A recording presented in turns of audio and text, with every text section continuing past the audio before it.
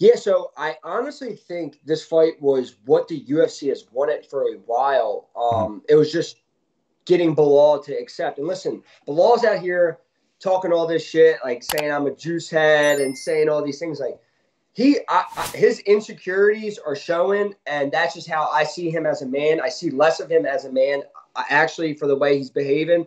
And October 22nd, I'm going to get to punch him in the face and settle all that. But outside of that, I just did what I needed to do to get a fight. And I understand why Belal wasn't taking the fight. He just beat Vicente Luque, who's arguably one of the toughest guys in the division. He wanted somebody ahead of him.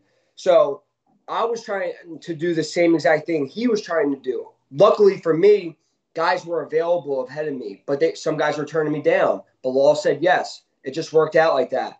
Mhm. The guys ahead of him weren't available. And yeah, so he got stuck with me. And yeah, so it worked out for me in the end, but it was a long, drawn out process. I had guys turning me down.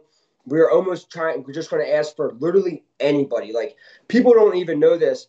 I asked for Kevin Holland. I'm like, Nima messaged Sean Shelby and these guys a few different times and said, hey, we will fight Kevin Holland after Kevin just beat whoever Tim Means? Tim Means. I'm like, I'll fight Kevin.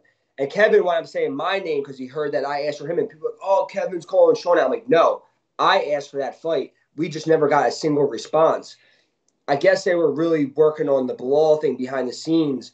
So it all worked out in the end. But I'm asking for guys I'd like guys ranked way behind me just because I just wanted to fight at that point. Yeah. But like I said, it all worked out in the end. I got number 5. I'm going to be number 5 in a couple months. And yeah, it's working out for me good. A lot of people are telling me that they don't like Belal, to be completely honest. Okay. I have some people come across my social media, but listen, like, I'm not going to come on here and do what he's trying to do to me and call me names and say these things. Like I said, his insecurities are showing. He's a grown man. You have to go out of your way to call me names. At the end of the day, we're both fighters. We're going to get in there and we're going to fight. And I know who. At the end of the day, I know who I am. Yeah. I know who I am, and I don't have to go talk shit about him to make myself feel better. But I don't let any of that shit bother me. I got my boys who are I like. They try to like, they're like, yo, like, he's saying this, he's saying that. Like, they're going on his page. I'm like, dude, I don't give a fuck. I'm training harder than I've ever trained in my life. I'm in the best shape I've ever started a training camp. I'm literally the best I've ever been, and it's going to show. And I'm going to smoke Bilal, and I'm going to smoke the next person. Everybody knows who I am, and the world's going to find out October 22nd.